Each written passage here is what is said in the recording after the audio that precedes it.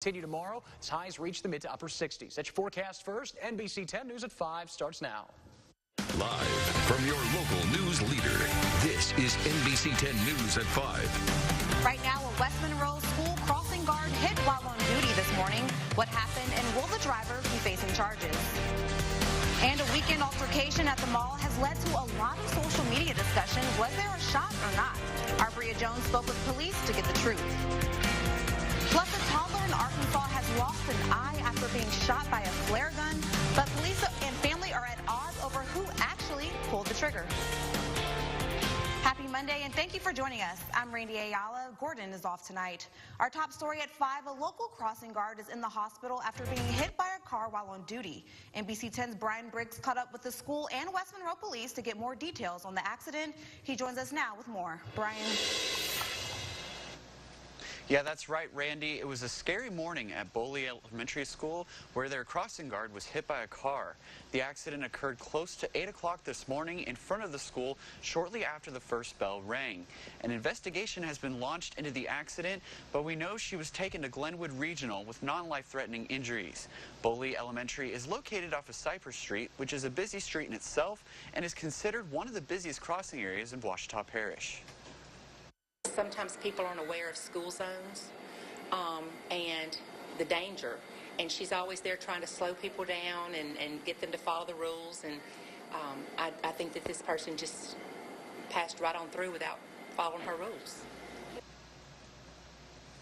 At 6, hear more from the principal and from the West Monroe Police Department regarding safety zones within school zones. Live in the media control room, Brian Briggs, NBC 10, your local news leader. On to a crime alert. A Bastrop man has been arrested for setting a home on fire with 3 relatives, including a child, inside. 25-year-old Charles Kraft has been charged with 1 count of aggravated arson and 3 counts of attempted first-degree murder. State Fire marshals say Kraft got violent with his mother when she refused to give him money for cigarettes. Kraft's mother, stepfather, and 7-year-old nephew locked themselves in a bedroom and called 911. When the 3 tried to escape, they found the kitchen on fire and the closest exit blocked by a pile of clothes. Fortunately, they were able to escape unharmed. A suspect in a $1 million drug bust with ties to an area nonprofit has been arrested after almost 3 months. Metro Narcotics agents have arrested Aaron Adcock and Timothy O'Neill. Adcock's home was raided back in December. Agents found roughly 138 pounds of high-grade marijuana, over a dozen guns, and thousands of rounds of ammunition. Adcock's been on the run ever since. Detectives say he's been hiding at O'Neill's home in Oak Grove. Adcock and O'Neill both face several drug and weapons charges. O'Neill's also facing a charge for harboring a fugitive. Adcock has ties to the nonprofit Orphan Corks, which funds the Santee Orphanage in Kakinada, India. Adcock's charity partner Michael Casey expressed shock after hearing the allegations last year. Casey, who's a former combat veteran, says Adcock reached out to offer help after seeing his work on Facebook. Casey claims Adcock has sent at least $20,000 straight to the orphanage.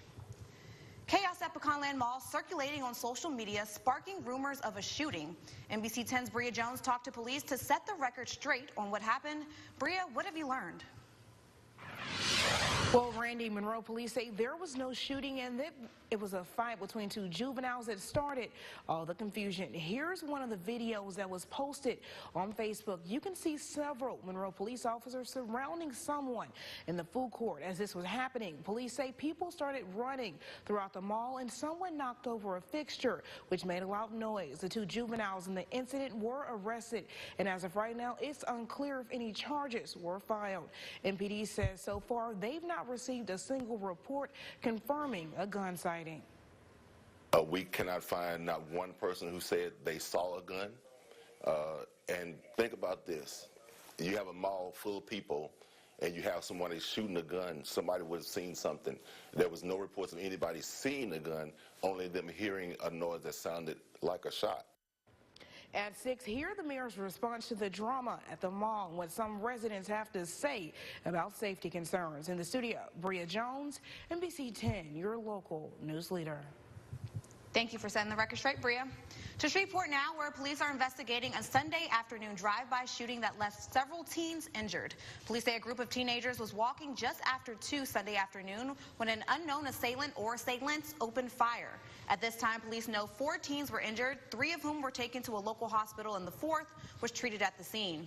However, police believe there may be even more victims and are currently scouring the neighborhood and interviewing witnesses. More than 20 casings have been identified on the street where the shooting took place. Police say none of the witnesses are cooperating at this time, and they are still searching for suspects. A 3-year-old Arkansas boy is in the hospital after being accidentally shot with a flare gun. The boy is expected to survive, but he lost an eye. Police initially said the toddler was playing with the flare gun when it happened, but his family says that's not true. Nina Harrelson reports. 3-year-old Eddie Hawkins Jr. could spend the next 2 months in the hospital after a flare gun accident yesterday, while doctors worked to replace his eye with a glass one. He didn't expect this coming. Police say they were told the boy accidentally shot himself in the eye, but family tells us it was actually his 15-year-old cousin who pulled the trigger. My brother, he was playing with his Nerf gun that he had just got, and my cousin, he had a flare gun, and I guess he had forgot that he put the bullet in the flare gun, and he shot towards his face. When my cousin shot it, they tried to stop it, and it's already hit him in the eye. Eddie's sister's father and grandmother were there, and the girls say their cousin had been warned repeatedly to put the flare gun away, but didn't listen. Why would you shoot the flare gun in the first place? Why would you have a flare gun inside the house? That don't make sense. A flare gun is for emergencies. After it happened, they say their cousin tried to cover it up so he wouldn't get in trouble, telling officers Eddie shot himself. Accident or no accident, don't lie about you didn't do it. Just tell the truth. Their father is devastated. He was just crying. He said he's scared that he's going to lose his child. But even though the boy lost his eye, he didn't lose his life. And while it may never be the same, the family says they're grateful for that. Police say they're still trying to get to the bottom of what actually happened since they were given conflicting statements. They say they do expect to file charges. The Arkansas Blood Institute has declared an emergency blood shortage. Donations have been significantly low due to widespread illnesses, blood drive cancellations, and winter weather. The Blood Institute says they normally like to maintain a 3 to 5 day supply. However, they currently have less than a 1-day supply. One donation can save up to 3 lives. Anyone 15 and older is urged to donate blood as soon as they can. Budget reviews, capital improvement plans, and summer jobs. Just a few of the items discussed during Monroe Mayor Jamie Mayo's bi-weekly press conference. Today, Mayor Mayo announced his support for the River Reads Initiative, a program held by the Ouachita Parish Public Library to promote reading throughout March and April. City Engineer Kim Golden was also on hand to give an update on the 5-year capital improvement plan that would bring lighting to Highway 165 South and increase flood prevention efforts. The city's finance team also joining the mayor to recap the fiscal year 2019-2020 budget hearing from last week. The administration is proposing a $61.3 million operating budget. The 2019 adopted budget was $59.6 million, so that is a 2.9% increase. Notable changes were in Medicare Advantage plan option, availability for eligible retired city workers, pension rate changes, and our overall cash management strategy. The city also announced its annual Youth Summer Job Program, which employs up to 150 kids. For information on how to apply, visit myreclamis.com. Coming up after the break, we're headed to the nation's capital. Our Washington correspondent will give us the latest on President Trump's 2020 budget, the possible Space Force, and the pushback in the Senate over Trump's emergency declaration. More showers and storms are headed our way, and that was after a rainy, gloomy start to the work week.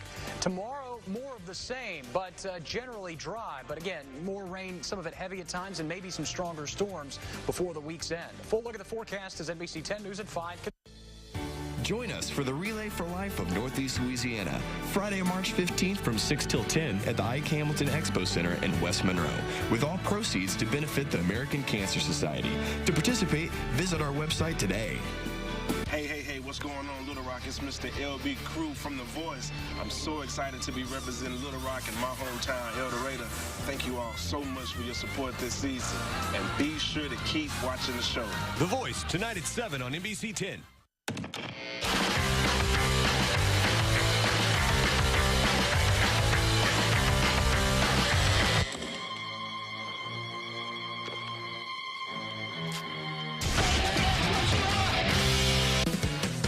Get your mower going. Head out to the high grass. Washita Lawn and Garden. Get the tools to do it fast. Washita Lawn and Garden has great deals on Skag power equipment. Come in now and get a Skag Liberty Z mower for payments as low as $100 a month, which comes with a 5-year, 750-hour warranty. Ask about our pay cash and save price. Washita Lawn and Garden is your premier Skag dealer. I'm going to take my car. What do I do? Before the repo man pays you a visit, call Sam. Sam can help you protect your assets and get back items already taken. Bankruptcy isn't what we do, it's all we do. Call Sam. NBC 10 News at 5 continues. It's going to be a busy week in D.C. NBC 10's Drew Petrimo joins us from our nation's capital. Drew, White House staff dropped off the president's proposed 2020 budget to Congress today. What are we learning about President Trump's priorities specifically when it comes to funding the border wall? Yeah, that's one of the highlights here. This is a $4.7 trillion budget. The president has asked for a little over $8 billion for the border wall. That's obviously going to be a big fight when we come to negotiations over this. There's also a 5% increase to military spending, significant decreases in cuts to domestic spending and foreign aid. A lot of Democrats on the Hill have sent out emails immediately following the release of this budget, basically calling it a non-starter and blasting it for all different sorts of reasons. When the president lays out a budget, it's not, it's something of a mission statement from the administration. Now members of Congress will get to work. Of course, Democrats can control the House of Representatives, so they're going to have a lot to say about any legislation that actually makes it through both bodies, and you can bet that their priorities are a lot different than the president's. All right, one of the things in the budget is money to launch the Space Force. What are we hearing about this potential new standalone branch of the U.S. military? Yeah, so the Space Force was an idea that President Trump laid out a while back, and originally it was to be kind of completely separate from the other military agencies, but since then the plan's been scaled back a little bit. Now it's envisioned as being a department that's under the Air Force, similar to the way the Marines are of the Navy. Next year it's a pretty small allotment, just over $70 million to kind of get it jump-started. There'll be about 200 employees. The aim is to somewhere here in the near future pick a location for the headquarters of the new agency.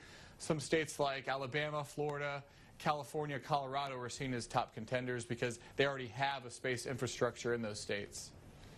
All right, and in the U.S. Senate, we hear they're getting ready to take up a bill that rebukes the president for declaring an emergency at the border. Where does this stand? Yeah, this is going to be really interesting. We found out, not this weekend that just passed, but the one before that, that there are enough Republicans and Democrats in the Senate to pass this resolution, basically negating the emergency declaration that the president declared. This has already passed the House.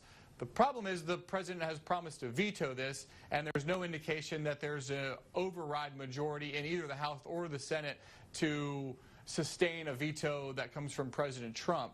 But what it does do is it shows some dissatisfaction, even among some Republicans, with the president kind of circumventing them to implement this emergency declaration. And that frustration is going to play out at another level, what we just talked about.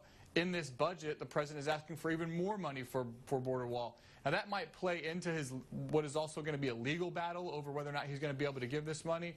But when it comes to this emergency declaration, it looks like the president is going to have to use his first veto, and that's pretty significant. So it'll be interesting to see what happens. Vote could come as early as this week. The Congress is scheduled to be out of town on a recess next week, so they're coming up on a time when they'd probably like to get a vote on this down. All right, busy week ahead. Thank you so much, Drew, for your time. Jared, the weather, it's cold today. It was nice yesterday. What's going on? Beautiful out there. Just kidding. It's gloomy and gross, and more of the same is headed our way tomorrow, ahead of maybe some more strong storms on Wednesday. A full look at the forecast as NBC 10 News at 5 continues. And later in health, new research suggests that even just one cigarette a day while pregnant could do way more harm than previously thought.